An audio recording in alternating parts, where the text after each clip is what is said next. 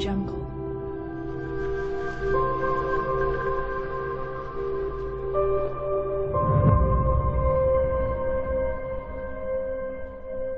Audio Jungle.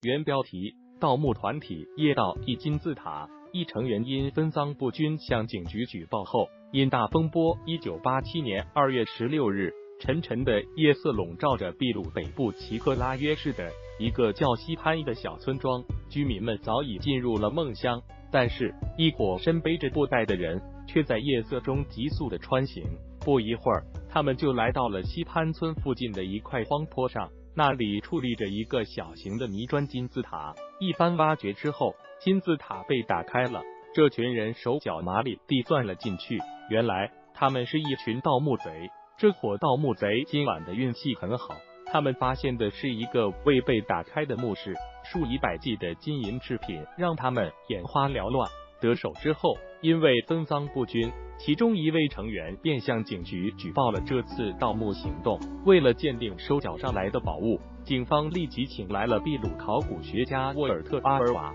因为身患重感冒，阿尔瓦教授起初不太想在深夜去警察局，但架不住警察局长的一再恳求，他才决定去帮忙鉴定。没想到这次深夜造访竟然让他揭开了消失1000多年的默切文明的神秘面纱。根据以往的考古发现，人们得知大约在2000年前，秘鲁北部的默切河谷生活着一群神秘的人，他们被考古学家们称为默切人。这群神秘的默切人早在印加帝国出现前1000多年就已经创造出了高度发达的文明，大量出土的精美绝伦的陶罐以及不逊于埃及金字塔的泥砖金字塔都是默切文明的代表之作。然而在公元700年，这群突然出现的默切人又神秘的消失了，留给了世人无尽的谜团。直到西潘村的盗墓行动被举报，这个消失了1000多年的默切文明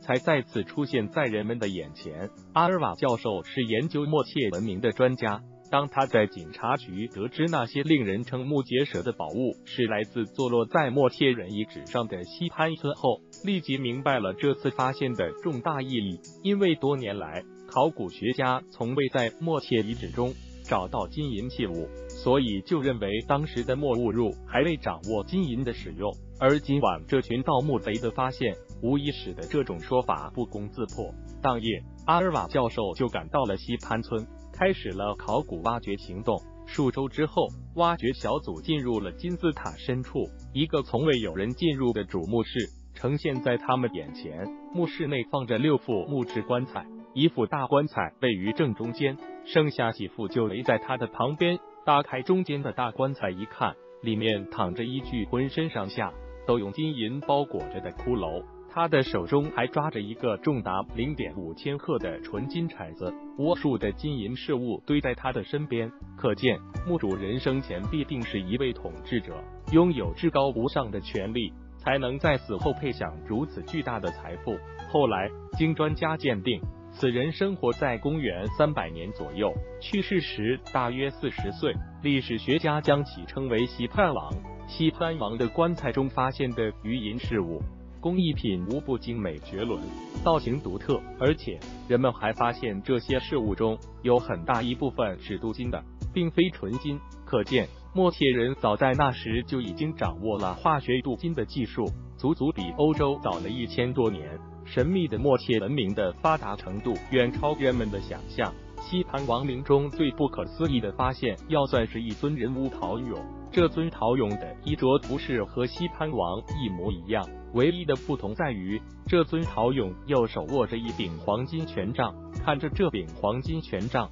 阿尔瓦教授忽然想起了以前出土的默切陶罐上的神秘图案。在以前发现的很多默切时代的陶罐上都描绘着一种神秘可怕的场景，一个戴着猫头鹰头饰的武士，一个接一个的将一些囚犯模样的人的喉咙割开，另一个结着辫子的女人则拿着一个高脚酒杯在接囚犯的血，然后递给端坐在金字塔上的一个相貌狰狞的人饮用，而那个相貌狰狞的人的右手里正好也握着一柄黄金权杖。有考古学家分析，这些图案反映的是以活人作为献祭的场景。那个手拿权杖、饮用鲜血的人，应该是默切人信仰的神，叫阿伊阿帕艾克，印第安语中即斩首之王的意思，与西潘王一模一样的陶俑和相貌狰狞、饮用鲜血的斩首之王，右手都拿着黄金权杖。看着这尊陶俑，阿尔瓦教授忽然感觉不寒而栗。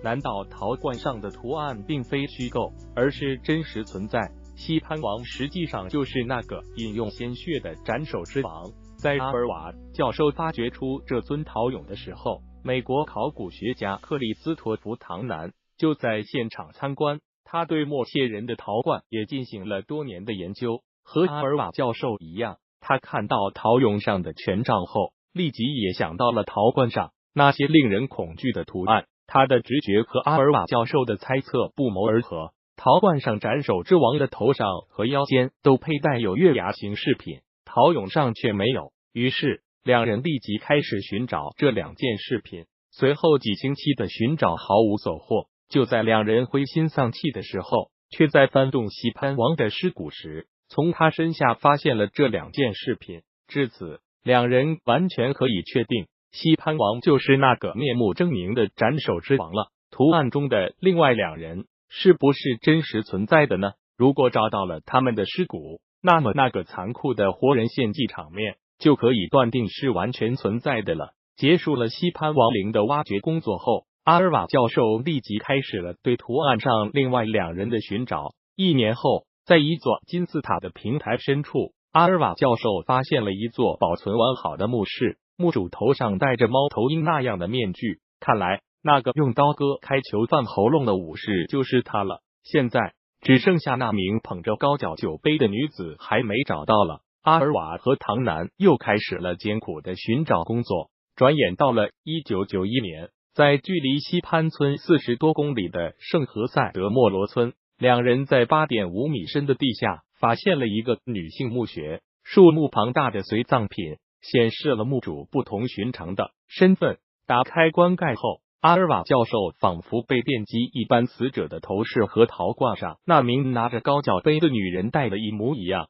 图案中的那个高脚杯正好就在她身边。至此，那个恐怖场景中的3个主要人物全找到了，陶罐上的场景也可以确定是活生生的现实。默切人确实以活人进行献祭。惊人真相的发现让阿尔瓦教授和唐南既感到高兴，又不由得头皮发麻。很快，他们又意识到了一个新的问题：活人献祭已经成为事实。那么，从陶罐上看，祭祀时被杀掉的活人数目庞大。而这些无辜的冤魂又被埋葬在哪里呢？这个问题的答案是由另一名研究默切文化的考古学家找到的，他就是加拿大考古学家史蒂夫·伯格。1992年，伯格来到了西潘，相寻找到祭祀时被杀掉的大批奴隶的尸骨。他这么做的原因也是受到了默切陶罐的启发。在后期发现的陶罐上，活人献祭出现了新的内容，一些囚犯被带到了山顶上，然后被一个个的推下山崖，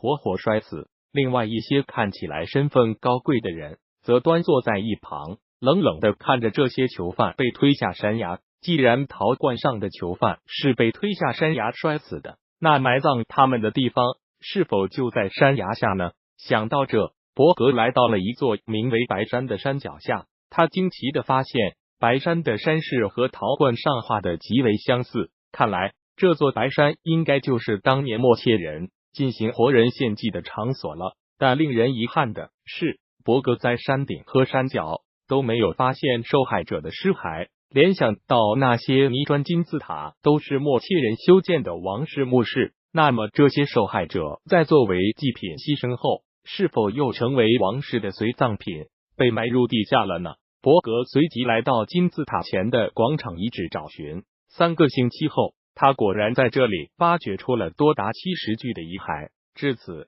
西潘王统治下的那个高度发达且又血腥残暴的默切王国，终于清晰的展现在人们的面前。闭上眼睛，西潘王陵中那些无辜死去的囚犯和奴隶的凄厉呼喊，似乎还在耳边。